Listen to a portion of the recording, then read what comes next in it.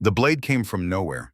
Cade Torren dropped low, felt the displacement of air where his throat had been a half-second earlier. His training partner, 7 feet of simulated Sarath warrior, flowed into the next strike without pause. Beautiful economy of motion. Lethal precision. He rolled left, came up speaking. Threvakar Samoranth. The words felt like stones in his mouth. Heavy, deliberate, each syllable weighted with meaning that went deeper than translation. The simulation froze mid-strike. Arya's voice cut through the training base sharp as the blade that had nearly opened his neck. Tonal error in the second register, Cade. You just declared war instead of requesting peace. He straightened, breathing hard. Sweat ran down his spine in the recycled air of the station gym. What did I miss? The emotional inflection dropped a quarter tone on Samoranth. In Valar, that shifts the grammatical frame from diplomatic request to military ultimatum. A pause. The kind of pause only an AI could make feel judgmental. You've been studying for 3 years. This should be automatic by now. Cade wiped his face with his forearm, stared at the frozen warrior. Even in holographic form, the Sarath were striking. Tall, graceful, built like violence wrapped in silver skin. Run it again. You've completed 16 combat linguistic scenarios today. Your error rate is increasing with fatigue. I said, run it again. The simulation reset. The warrior dissolved into pixels, then reformed. Blade raised. Those luminous eyes fixed on him with artificial intelligence that felt uncomfortably real. Cade had spent 3 years learning to see past those eyes, to understand the language behind them, to know what a Sarath warrior thought before they thought it. He'd learned their words, their grammar, the way emotion lived inside their syntax like a second heartbeat. He'd learned all of it in a small apartment with an AI he'd named Arya, because yelling at something with a name felt better than screaming at code. The blade came again. He spoke again. This time the warrior stopped, lowered the weapon, made the gesture of acknowledgement, palm pressed to forehead, then extended. Acceptable, Arya said. Cade let himself smile. Small victories. In 3 years, he'd collected thousands of them. Each one felt like stacking sandbags against a flood. You know, Arya said, in 72 hours, you'll be standing in a receiving line while actual Sarath warriors decide whether to restart a war that's killed 4 billion people across 12 years. Perhaps you should rest.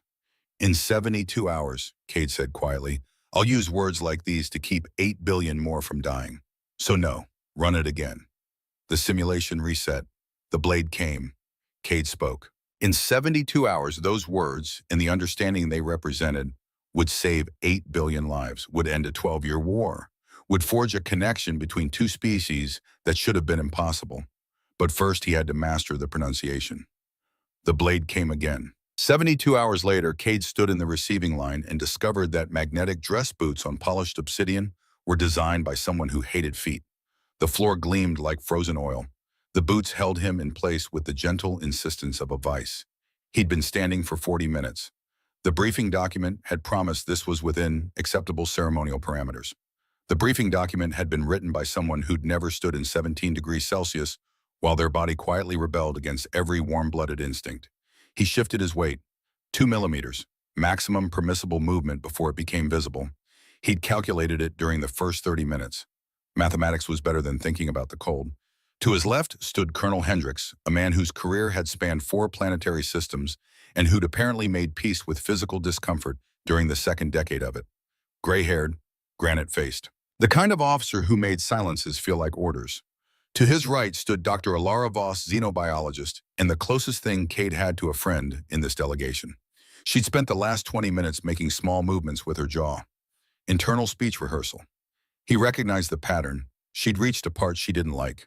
The hall itself was extraordinary. Cade let himself observe it the way he'd learned was acceptable peripheral vision. Careful attention, nothing that could be mistaken for extended staring. The Sarath considered direct examination of their architecture a minor impropriety. Something between reading personal correspondence and arriving uninvited to a meal. The walls curved inward and at impossible angles. Stone that absorbed light at one perspective and returned it at another warmer and somehow changed. His inner ear translated the acoustic properties as a very low sound, though he knew intellectually there was no sound at all. The Sarath had been building in this style for 9 centuries.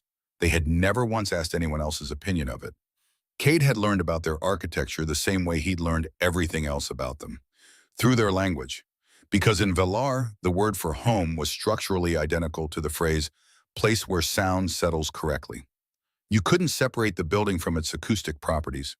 You couldn't understand one without the other. That was how it always began for him. Not with politics or biology or trade implications, with the language. Because the language was where everything else lived.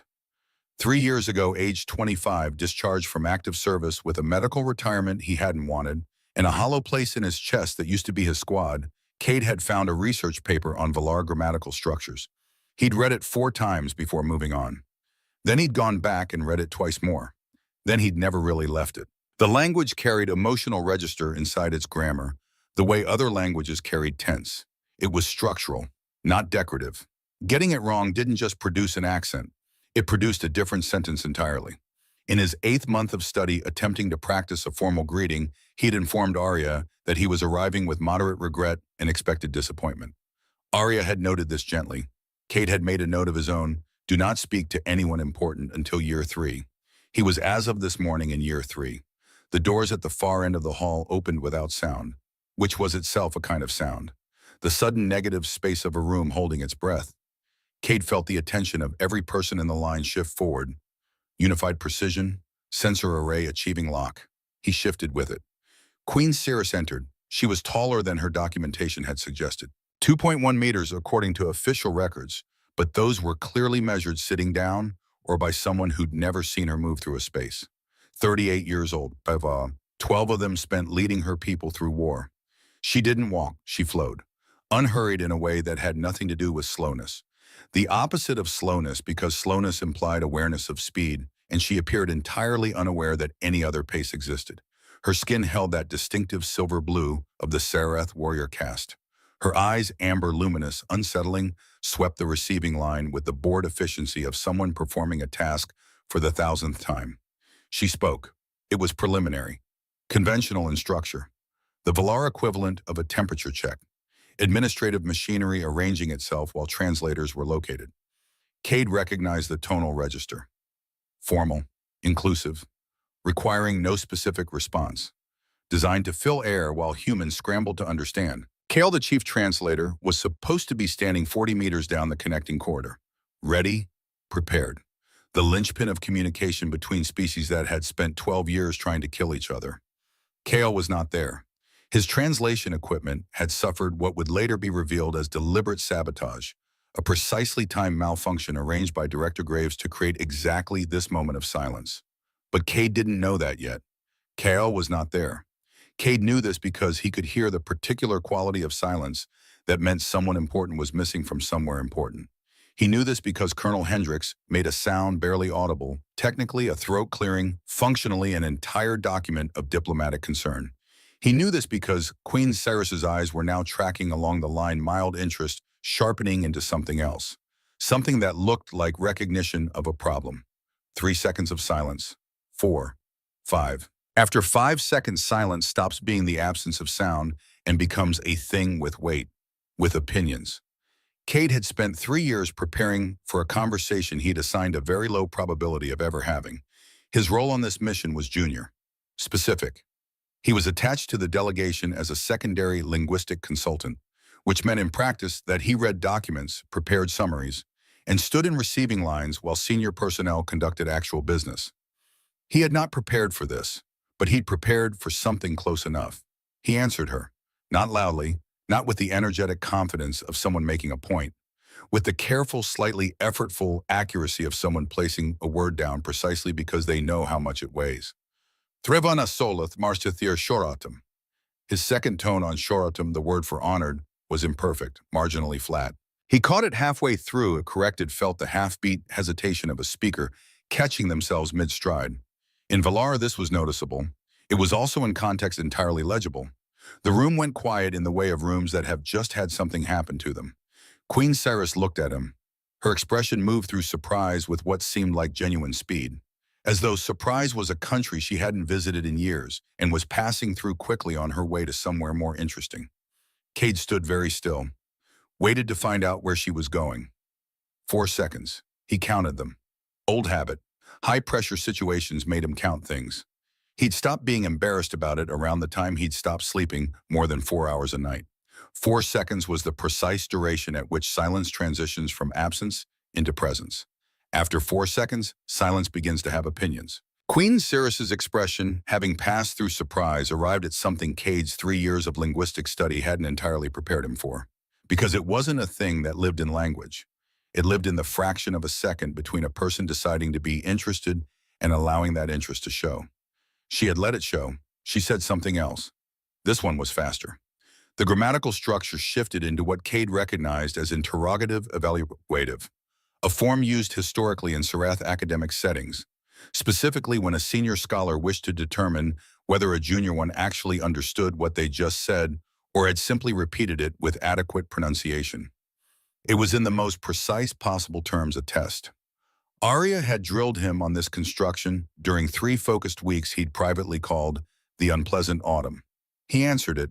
He didn't answer it perfectly. Midway through the response, he reached for a conditional clause, a structure in Valar, that required the speaker to indicate not only what might happen, but the degree of their personal investment in whether it did, and selected the wrong investment register on the first attempt.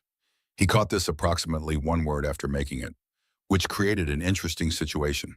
Because Valar contained a recognized self-correction form that was structurally identical to a specific mode of self-deprecating humor. The distinction came down entirely to tonal intent. Cade's tonal intent in that moment was genuine and slightly panicked. The result from outside was indistinguishable from a carefully deployed joke.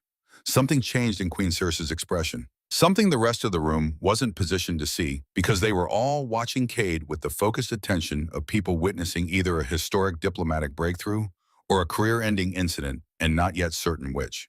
She was watching him with something adjacent to amusement, which in Sarath court culture was not a small register. Amusement was considered a form of respect, the acknowledgement that another person had produced something genuinely unexpected, which was apparently among the rarer gifts one could offer a queen who'd sat through 12 years of ceremonially arranged conversations. Behind them, from the connecting corridor, came the sound of someone walking quickly and trying not to show it. Cale arrived at dignified speed approximately 6 meters before becoming visible. Professional instinct, Cade could only admire. The translator was compact 50s, carrying in his interface unit that projected soft amber light. He had the particular expression of someone who'd just been told something in a corridor and was still processing the shape of it. He took his position, noted the Queen's orientation, noted Cade, noted the ambient quality of the room's silence, assembled these observations into a conclusion with practiced speed. His conclusion appeared to cause him feelings. A court aide materialized at his left elbow, spoke very quietly in the register Cade recognized as Sarath administrative tone for delivering information that required the recipient to pretend they'd already known it. Kyle listened. He nodded once, slow, accepting. A man watching a door close on something familiar. He deactivated the amber light on his translation unit. He stepped back. Colonel Hendricks made another sound. This one was longer than the first, had more syllables of diplomatic concern compressed into it. Cade did not look at him. Looking at Hendricks right now would require dividing his attention. His attention was currently deployed in full on the task of understanding what Queen Sirrus had just gestured toward. It was the seat beside her, not a secondary chair, not a position at the outer curve of the receiving arrangement. The seat beside her, this was a specific architectural statement in Sarath court protocol, a fact Cade knew from his reading, which was now sitting in the center of his thoughts like furniture that had appeared in a room without anyone moving it. He walked toward it. He was aware with the peripheral social awareness of someone who'd grown up in a large family and never fully lost the instinct that every diplomatic professional in the receiving line was watching him cross that floor. That their collective silence had a texture to it, dense, complicated, multi-layered, like a document with too many revision histories.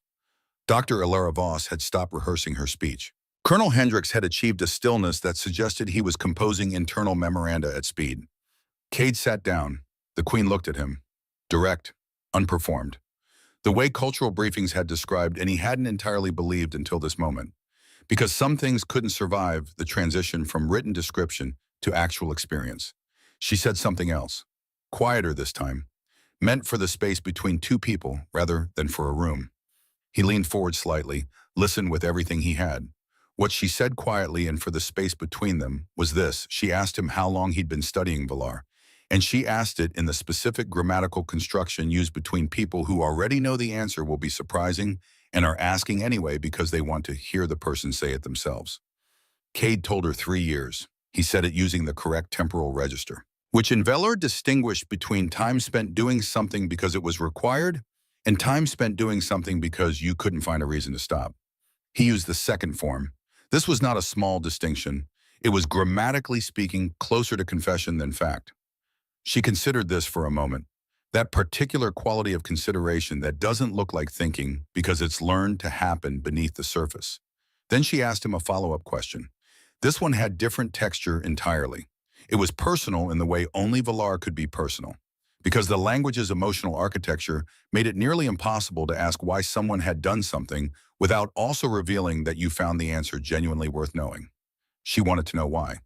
Cade had prepared for many things in 3 years. Vocabulary, tonal registers, grammatical edge cases.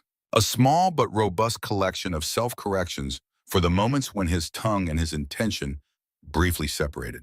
He had not with any seriousness prepared for this question, because he had not seriously believed he would be sitting close enough to anyone important to be asked it. He told her the truth. This was partly the language's doing. The emotional register system made evasion technically possible but structurally ungainly, like trying to fit large furniture through a door that was almost wide enough. You could do it, but everyone present would be aware of the effort. He told her that he'd encountered a research paper on Valar grammar in his second year of general linguistic studies, that the paper had described the language's emotional architecture in a single sentence he'd read 4 times before moving on, then returned to twice more before closing the document, that he'd never entirely left that sentence.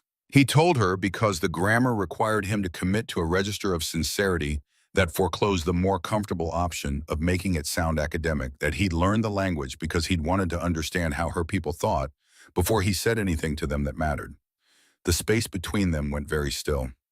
She looked at him with an expression that had moved well past surprise and was now somewhere he didn't have a ready map for.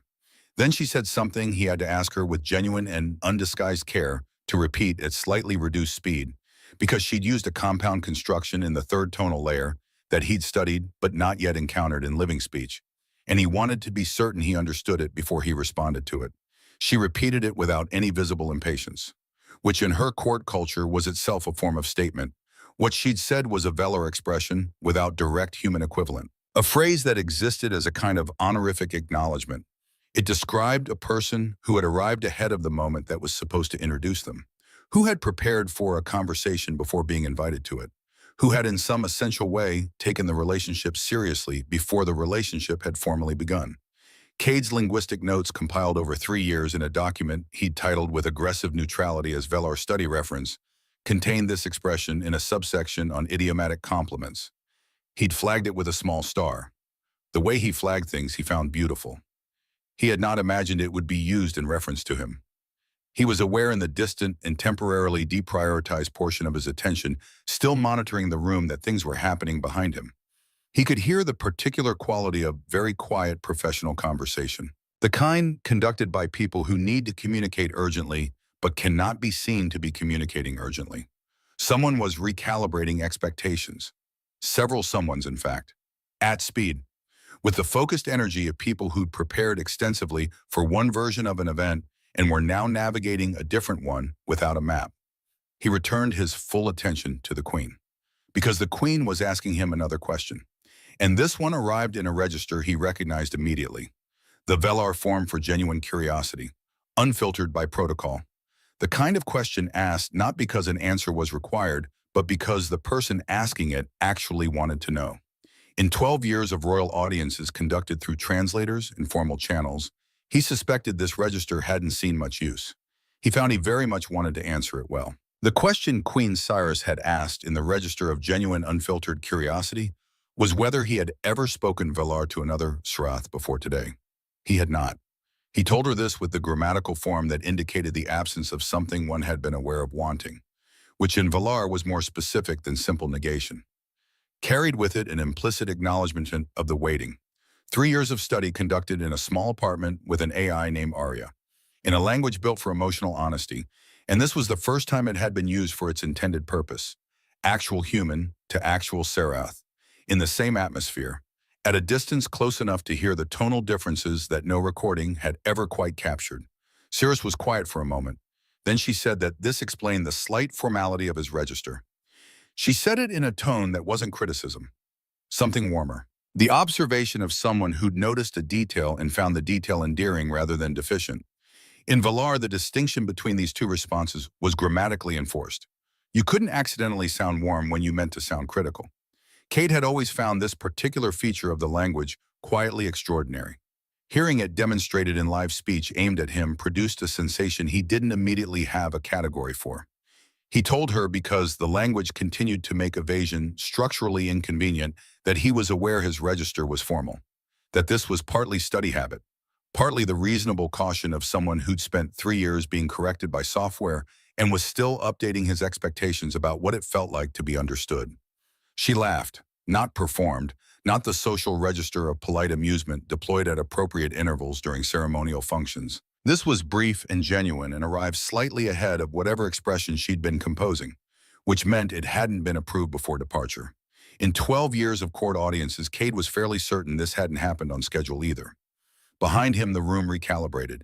He felt it the way you feel a change in air pressure. Not dramatically, but with the specific physical certainty of something having shifted. Colonel Hendricks made another sound, shorter than the first, different quality, less concerned, more something that in a less formal context might have been described as reluctant reassessment. Sirrus asked him something new. She asked it in the register for hypothetical reflection, a grammatical mode used when a speaker wished to explore an idea without committing to it as position or belief, a kind of linguistic safe space for thinking out loud. She asked him what he'd expected this moment to be like before it happened. Cade considered the question with the seriousness it deserved. He told her that he hadn't expected the moment at all, not in any operational sense. He'd known in the abstract way one knows things that live in the future as possibilities, rather than plans that he might one day be in a room where a Sarath was present. He had not constructed any serious scenario in which he was the person speaking. His role on this mission was junior and specific. He was attached to the trade division as a secondary linguistic consultant, which meant in practice that he read documents, prepared summaries, and stood in receiving lines in magnetic boots, while senior diplomats conducted actual business. He told her, reaching for the emotional register that was always easier than approximation in Valar, that he'd spent 3 years preparing for a conversation he'd assigned a very low probability of ever having, that the preparation had never felt like a waste, because the language itself had been worth the time regardless of whether it was ever used. She was quiet again, the kind of quiet that wasn't absence but accumulation. Then she said something that moved into a register Cade had not expected and had to track carefully. The Valar mode for personal disclosure, the grammatical form that marked a statement as something the speaker was choosing to share rather than required to offer. She told him that the translation protocol existed because, in her experience, visitors to the Sarath court were afraid of being misunderstood.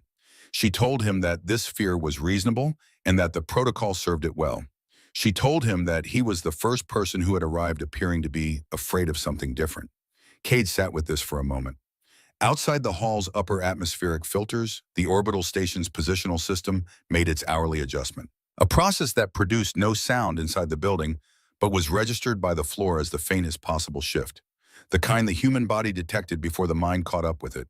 Cade felt it, noted it, returned to the Queen who was watching him with the expression of someone who'd asked a question inside a statement and was waiting to see if he'd heard both.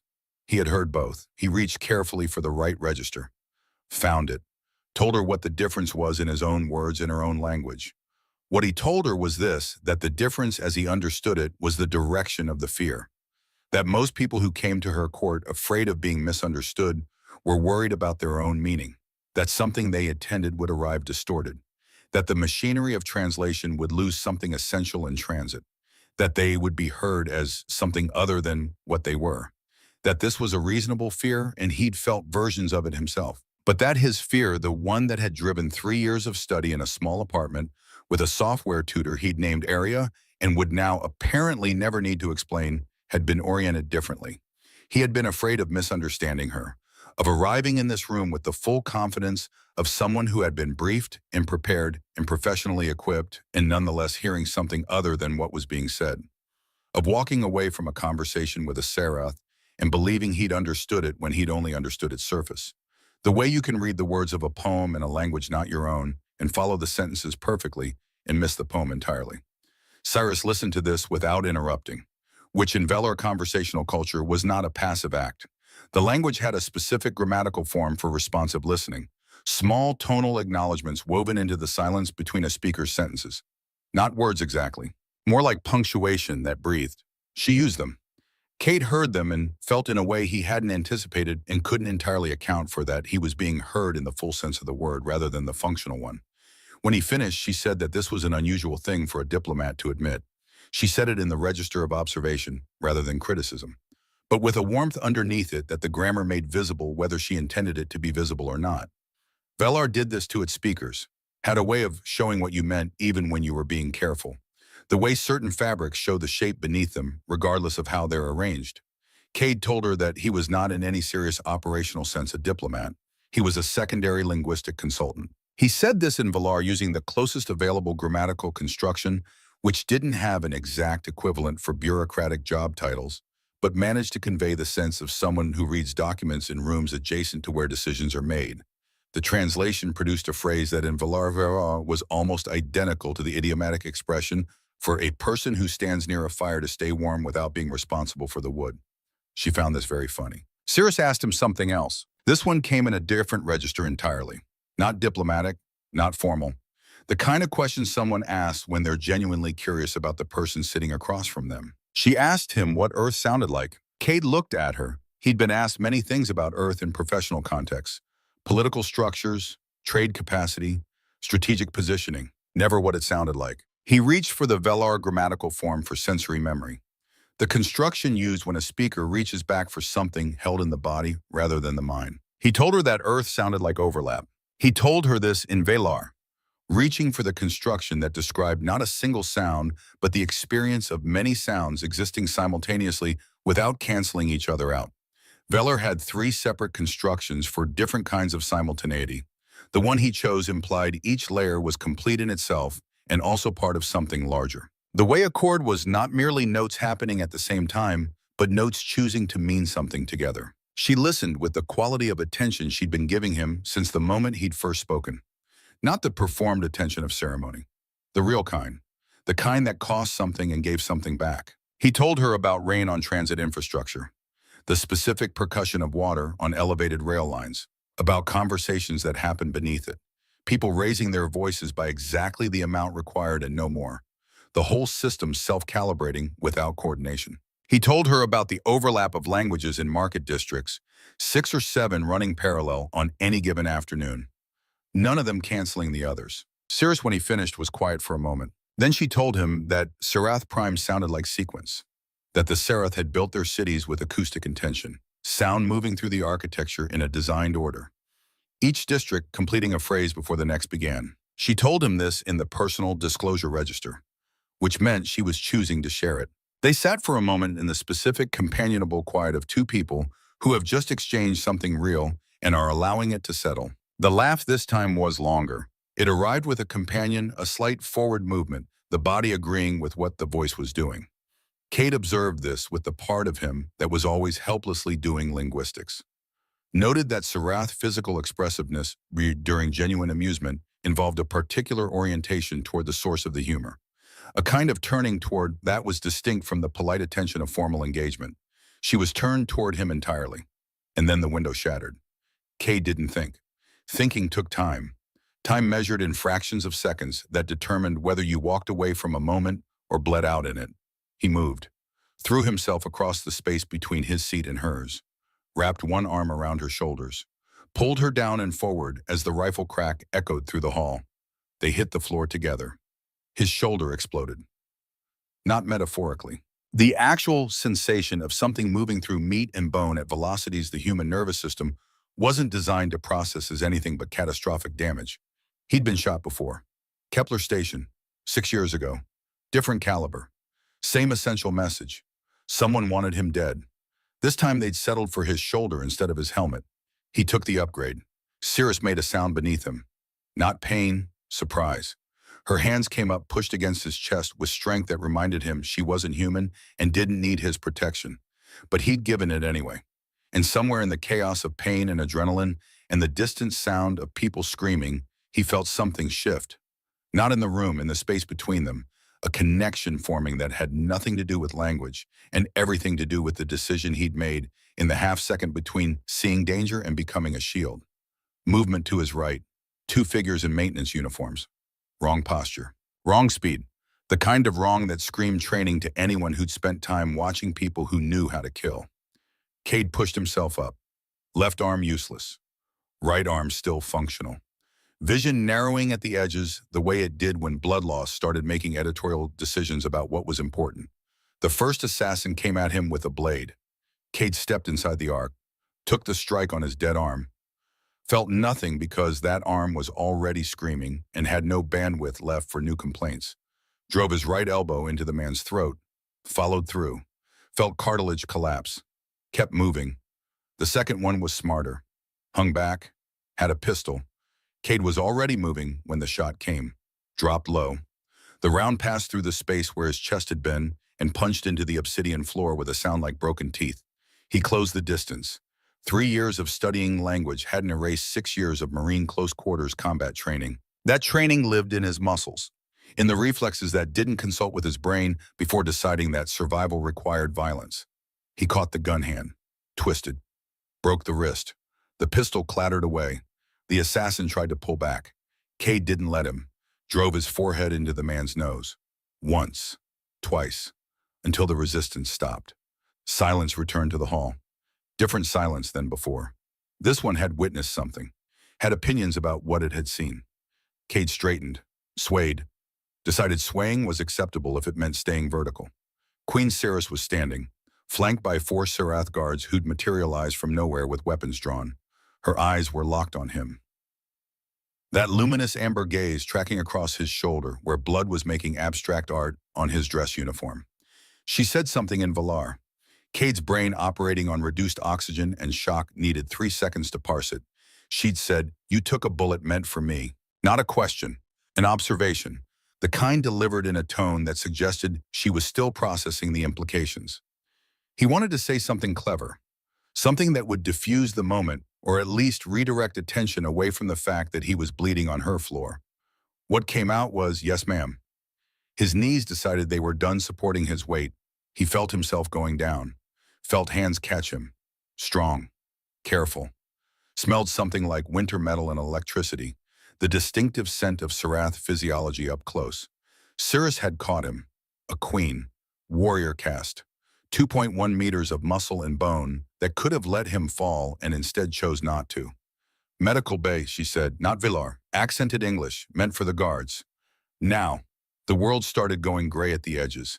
Cade's last conscious thought was that Arya was going to be insufferably smug about all of this. He woke up to the sound of his own heartbeat, not metaphorically, actual sound, a soft rhythmic pulse that seemed to come from everywhere and nowhere. Medical monitoring equipment, Sarath design, more organic than mechanical. The ceiling above him was the color of pearl, curved, seamless, the kind of architecture that looked like it had been grown rather than built. "You're awake," Cade turned his head, slowly, testing whether his neck still worked. Queen Sirrus sat in a chair beside the medical bed, close enough to reach out and touch if either of them had been inclined to reach. She looked tired, not the ceremonial exhaustion of someone performing weariness. The real kind, the kind that came from making decisions under pressure and living with them afterward. "How long?" His voice came out rougher than intended. 3 hours. The wound was clean, no major arteries. Your people's medical staff wanted to transfer you to human facilities." A pause. "I told them no." More Cade processed this. Why, Pen? Because the assassins were human. The words landed in the space between them like dropped stones. "Security swept their backgrounds," Sirrus continued, "found connections to a faction within your diplomatic corps. Director Senna Graves. Do you know her?" Cade searched his memory, found a file. Senior official, Colonial Interest Division. Hardliner, on record opposing the ceasefire. "I know of her. She wants this peace to fail." Sirrus's hands rested in her lap. Perfectly still, the kind of stillness that came from decades of discipline. The ceasefire benefits Earth's core worlds, hurts her constituency. So she arranged for my death. Arranged for it to look like your people couldn't be trusted to keep a warrior queen safe in her own ceremonial hall. Restart the war, Cade said quietly. Restart the war. Silence settled between them. Different quality than the ceremonial silences of the receiving hall. This one had weight. Shared understanding.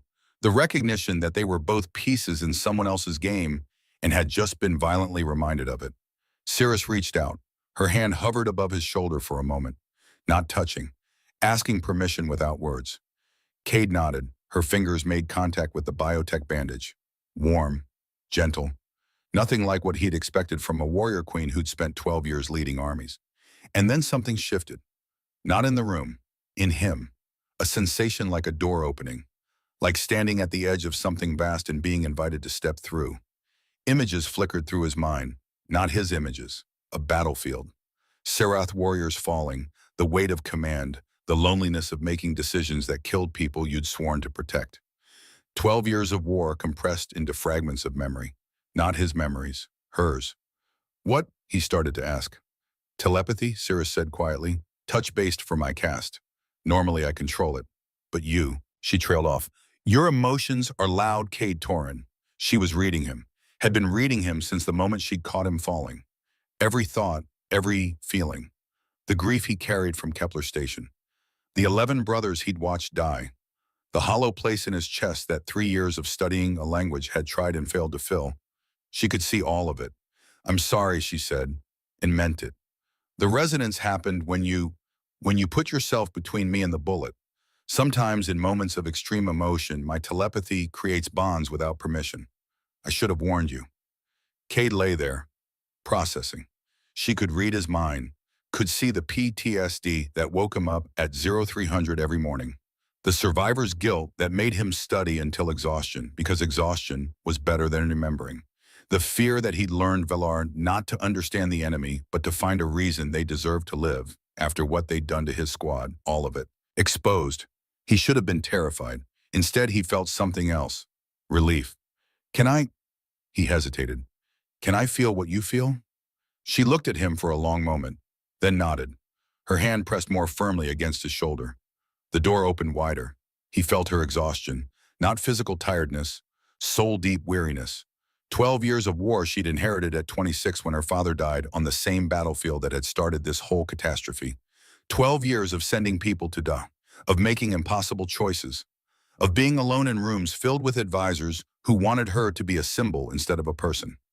He felt her surprise when he'd spoken Velar, the shock of being understood, actually understood, not translated, not interpreted, met in her own language by someone who'd learned it not because he had to, but because he wanted to. He felt something else too, something newer, raw, uncertain, interest in him, not as a curiosity, not as a diplomatic asset, as a person who'd made a choice in a fraction of a second that said more than 3 years of studied language ever could. The connection faded. Sirrus pulled her hand back. Her eyes were wide, vulnerable in a way that didn't match the warrior queen from the ceremonial hall. You felt it, she said. Not a question. Yes. They looked at each other. Two people from different species, different worlds, different wars, connected by a telepathic bond that should have been intrusive and terrifying, and instead felt like the first honest conversation Cade had experienced in 6 years. The door to the medical bay opened. Colonel Hendricks entered, face grim, flanked by 2 Marine guards. Lieutenant Torren, he said, voice formal, military precise. I'm removing you from the delegation effective immediately. Cade sat up, regretted it, stayed upright anyway. Sir, Director Graves has presented evidence that you've been compromised. Unauthorized communications with Sarath intelligence, classified information leaks, financial irregularities. Hendricks's jaw was tight. I don't believe a word of it. But until we sort this out, you're off the negotiating team, confined to quarters. Effective now. The words hit like a second bullet. Cade looked at Sirrus. Her face had gone carefully neutral. The mask of a queen who'd learned to hide what she felt. But through the bond still open, he felt her rage. Not at him, at the situation, at Graves, at the machine of politics grinding people into positions they didn't choose. Understood, sir, Cade said. Hendricks gestured to the guards. Escort him to his quarters. They moved forward. Cade stood, swayed, stayed vertical through sheer stubbornness. As he reached the door, Sirrus spoke. In Velar, quiet, meant only for him. Threbamar eth solethna, carvetha ne shora. The guards didn't understand it. Hendrix didn't understand it. But Cade did. It translated roughly as, come to my chambers tonight, alone. In the grammatical form, she'd used the intimate register, the one reserved for people who'd earned trust through action rather than ceremony, told him everything he needed to know about what she was offering. Not just information. Partnership. He met her eyes across the medical bay, nodded once, and let the guards escort him into whatever came next. Cade's quarters were comfortable, secure, functionally identical to a cell. He spent 3 hours staring at the ceiling, cataloging what he knew, what he suspected, what Graves was trying to accomplish. The evidence against him would be meticulous. False, but meticulous. Financial records showing payments from Sarath accounts. Communications logs that never happened, but would look convincing in court-martial proceedings. Enough to keep him locked down. Enough to remove him from the board while the real game played out. Smart. He would have respected it if it wasn't trying to kill 8 billion people. At 2300 hours, the door chimed, not locked, just monitored. They were watching to see if he'd run. He opened it. Dr. Ilara Voss stood in the corridor, face carefully neutral, hands holding a medical scanner that she definitely didn't need. Lieutenant, I'm here to check your shoulder. Her eyes said something else entirely.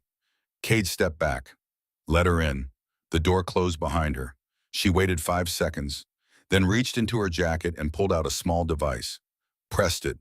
The air around them took on a faint shimmer. 30 seconds before they noticed the surveillance glitch, she said quietly. Queen Sirrus sent me. She's waiting. Says you know where.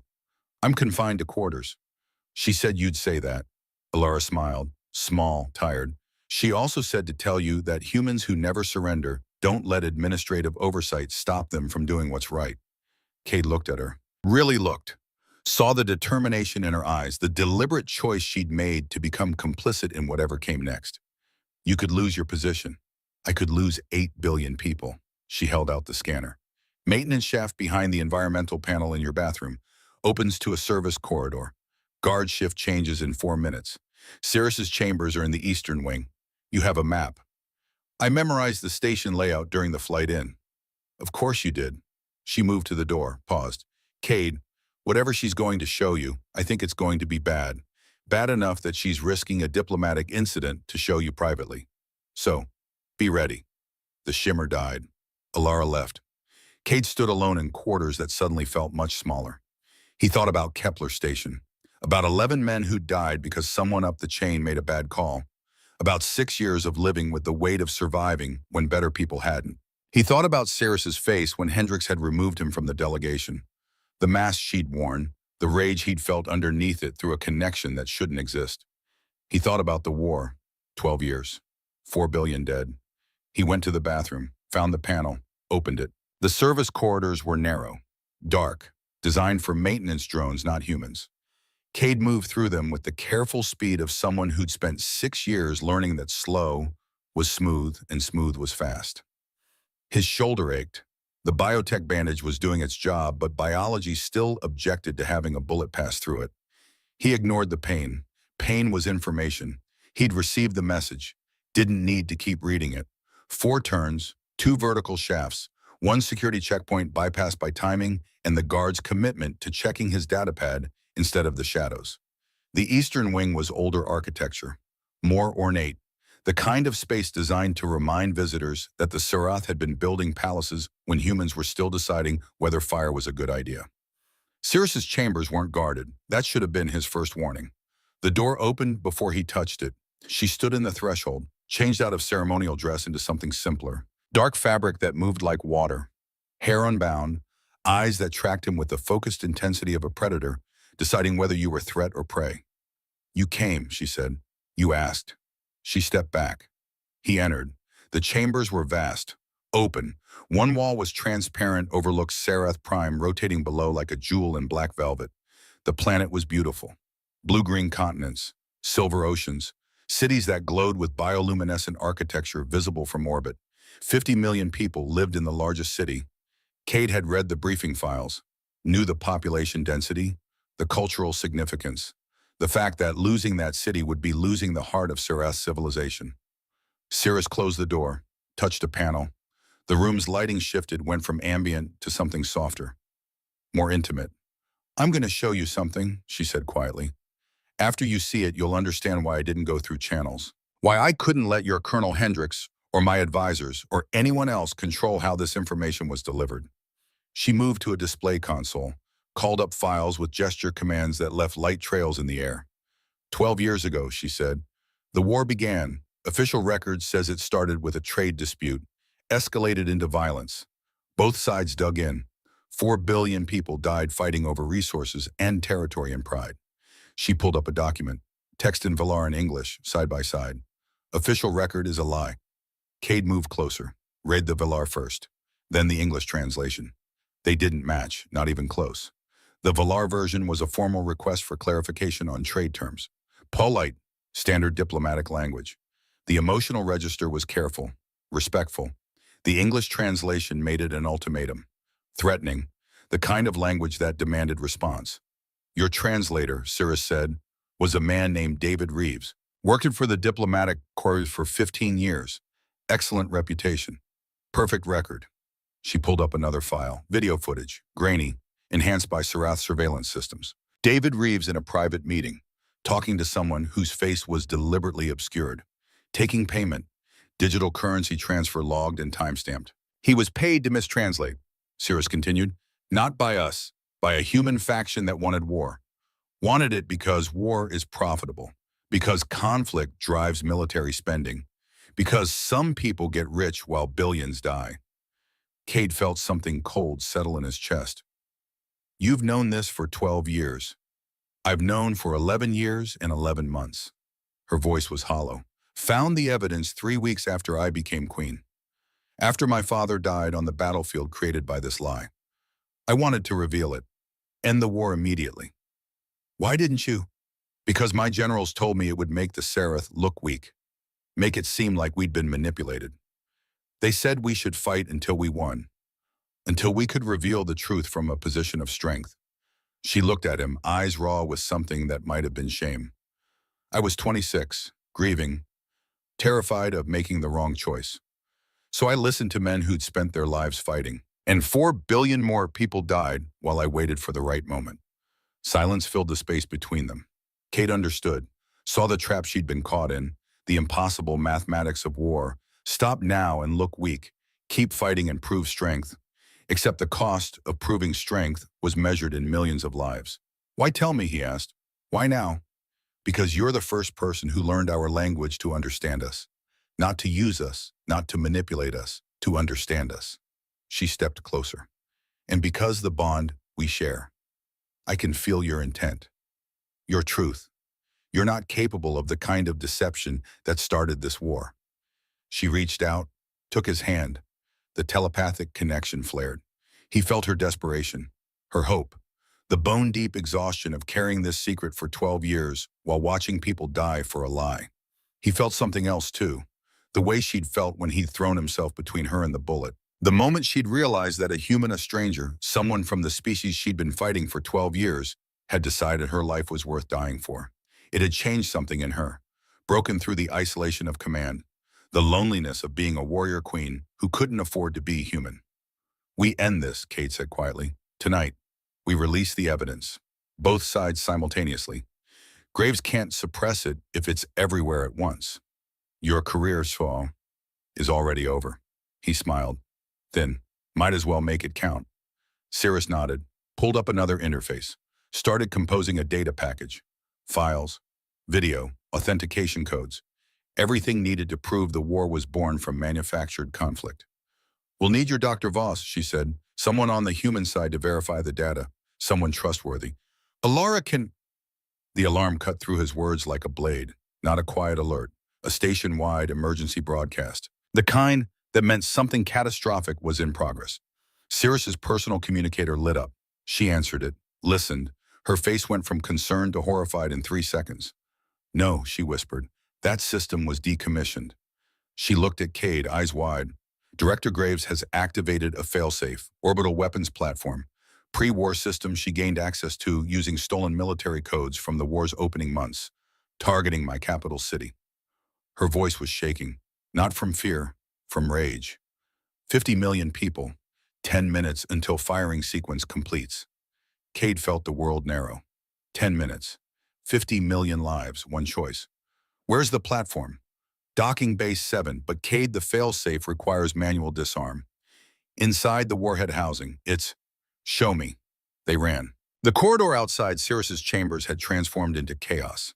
Sarath guards mobilizing, human personnel being escorted to secure areas. The particular quality of organized panic that happened when professionals realized something had gone catastrophically wrong. No one stopped them. No one had time. Docking Bay 7 was 3 levels down. Cade and Sirrus took the direct route maintenance shaft vertical drop, catch the emergency handholds on the way down. His shoulder screamed. He ignored it. They emerged into the bay. Massive, open to space. Magnetic field holding the atmosphere in place while ships came and went. The weapons platform sat in the center dock. Ugly. Utilitarian. Built in the early days of the war when both sides thought they could win quickly and decisively. Covered in warning labels in 3 languages. Armed and active. The countdown display showed 8 minutes, 43 seconds. Dr. Alara Voss was already there. Face pale, hands flying over a control panel. I can't stop it, she said without looking up. Graves hard-coded the sequence. Remote deactivation is locked out. Someone has to manually disarm the warhead. But Cade, she looked at him, eyes desperate. The warhead housing is in vacuum, no atmosphere, and the disarm procedure requires someone to override 3 separate failsafes simultaneously. It takes at least 90 seconds. Even with a full EVA suit, the radiation exposure. She trailed off. It's a 90% fatality rate. Even if you survive the exposure, the blast shield needs to vent. The pressure differential will throw you into space before the rescue ships can retrieve you. Cade looked at the platform, looked at the countdown, looked at Sirrus. Through the bond, he felt her terror. Not for her city, for him. The realization that he was about to do something monumentally stupid and there was nothing she could do to stop him. I need an IVA suit, he said quietly, and someone to walk me through the disarm procedure. Cade, you'll die. 50 million people will die if I don't. He looked at Alara, then at Sirrus. I'm a Marine. We don't surrender. We don't leave people behind. And we sure as hell don't let 50 million civilians die because something is hard. 7 minutes, 20 seconds. Alara's hands stopped shaking. She nodded. Suit, locker, base storage. I'll patch through the disarm sequence to your helmet display. Cade ran. The eBay suit was standard issue. He'd trained in dozens just like it. Pulled it on with practiced efficiency. Sealed the helmet. Checked the seals. Through the viewport he saw Sirrus, standing still, watching him with an expression that was pure anguish. Through the bond he felt her trying to say something. Trying to find words in Valar or English or any language that could express what she was feeling. He touched his hand to the glass. She pressed hers against the other side. For 3 seconds, they stood separated by transparent aluminum and the weight of what came next. Then Cade turned, cycled through the airlock, stepped into vacuum. The platform was 30 meters away. He activated magnetic boots, started walking. 5 minutes, 40 seconds. The warhead housing was exactly where Alara said it would be. Locked behind 3 access panels that required authorization codes he didn't have. He didn't need them. He had a plasma cutter from the emergency toolkit. Burned through the first panel, exposed the mechanism underneath. Followed Alara's instructions, patched through his helmet. Override the first failsafe. Physical switch. Heavy. Required both hands. 4 minutes. 10 seconds. Second panel. This one had redundant locks. Took longer to cut. His shoulder was bleeding again. He could feel it. Warm, wet, spreading under the EVA suit. Didn't matter. Third panel. Final failsafe. 3 minutes. 5 seconds. The mechanism was complex. Required simultaneous input on 3 separate interfaces. Designed so one person couldn't do it alone. Cade wedged himself against the housing. Used both hands and 1 foot. Pressed all 3 simultaneously. The countdown stuttered. Stopped. 2 minutes. 58 seconds, frozen on the display. Disarmed. Cade let out a breath he hadn't known he was holding. And then the housing vented. Emergency pressure release. Safety protocol. Designed to prevent thermal buildup. The blast hit him like a wall. He flew backward. Magnetic boots torn free, tumbling through space. No control, no orientation. Just the station shrinking in his vision and the black endless nothing of space rushing in to fill everything else. Through the bond, he felt Sirrus scream. Not sound, pure emotion, transmitted telepathically. The sensation of watching someone you care about and being helpless to stop it. He tried to activate his suit thrusters. Nothing. Damaged in the blast. Tried his emergency beacon. Static. Tried to think of something profound to feel in his last moments. What came was simpler. Regret that he wouldn't get to hear Sirrus laugh again. And then something grabbed him.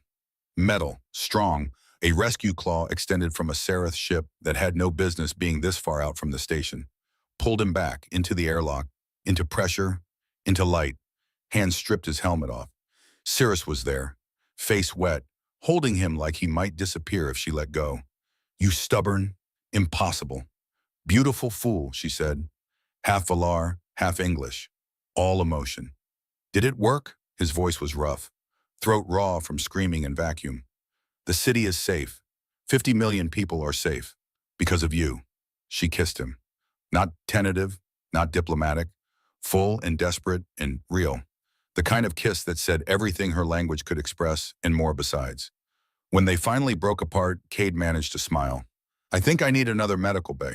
The evidence Sirrus had compiled, 12 years of classified files, Chenway's payment records, surveillance footage, went public within hours of the weapons platform incident. Simultaneous broadcast, human networks and Sarath channels. No way to suppress it, no way to spin it. Director Senegraves was arrested 3 days later. Tried. Convicted of conspiracy to commit mass murder, sabotage, and crimes against humanity. The colonial faction she'd represented collapsed within a month. Colonel Hendricks personally delivered the verdict to Cade in the medical bay. You were right, he said. Simply. No ceremony. About all of it. The language, the understanding, He gestured vaguely at Sirrus, who sat beside Cade's bed. All of it. Sir, I'm recommending you for the Sol System Medal of Honor, and a promotion, and a formal apology for doubting you. Hendricks's jaw worked. I spent 40 years in diplomatic service thinking translation was enough. You proved me wrong in 40 minutes. He saluted, turned to leave, paused at the door. Make sure they learn it right, Lieutenant. The language, the understanding. Make sure the next generation doesn't need a crisis to figure out what you already knew. Yes, sir, Cade said. Hendricks left. Sirrus squeezed Cade's hand. Through the bond, he felt her approval, her gratitude, her quiet amazement that humans like Hendricks could change their minds when shown the truth. I think you need a commendation and a court-martial for disobeying orders, and possibly a statue. She helped him stand. But first, medical bay. Later in the medical bay, while Biotech worked on his radiation exposure, Sirrus sat beside him again. My linguists worked through the night, she said quietly. They created a new word for what you did. Cade looked at her. A word, Vrethna. She pronounced it carefully. The tonal register was formal but warm. It means one who builds the bridge before knowing if they'll cross. One who prepares for connection before invitation. One who, she paused, one who takes a relationship seriously before the relationship has formally begun. The same concept she'd used to describe him in the receiving hall, but now permanent, codified, part of the language itself. You're in our dictionary now, she said, and smiled. Arya would be proud. Cade felt something shift in his chest, not pain, something else. She would be insufferably smug, he said. Sirrus laughed, took his hand. The bond hummed between them. Quiet, certain. Sarath, 6 months later, Cade stood in front of a classroom. 6 months later, Cade stood in front of a classroom. 30 Marine recruits, all volunteers for the new Cultural Liaison Corps. Language, he said, isn't just translation. It's understanding. It's seeing the person inside the alien, the humanity inside the enemy. It's the difference between war and peace. He pulled up a display, showed them the Valar alphabet. You're going to spend 3 years learning this. It's going to be hard, frustrating. Some of you will quit, but those who make it through, he paused, looked at the faces watching him. Young, determined, ready to do something that mattered. You'll save lives, not with guns, with words. After the class, he walked back to his quarters, not on the station anymore. Earth, new embassy complex built to house the joint human-Sarath diplomatic mission.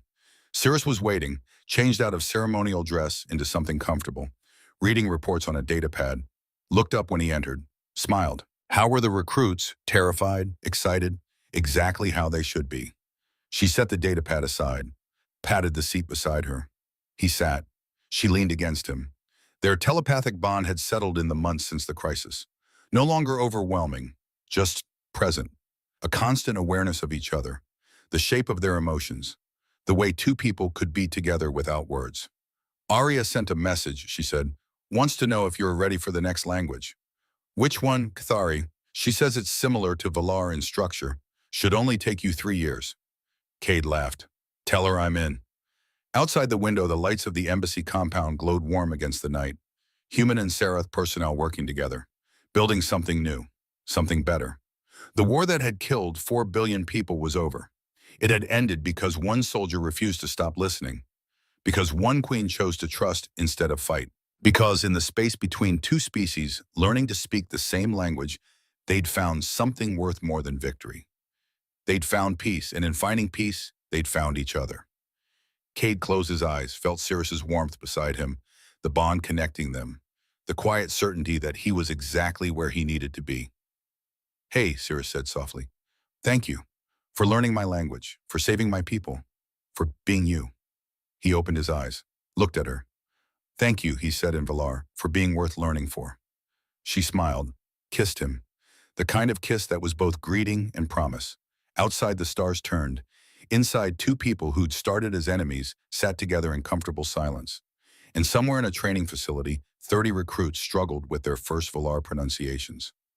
Making mistakes, correcting them, learning slowly that understanding wasn't weakness, it was the strongest thing humans had ever learned to do.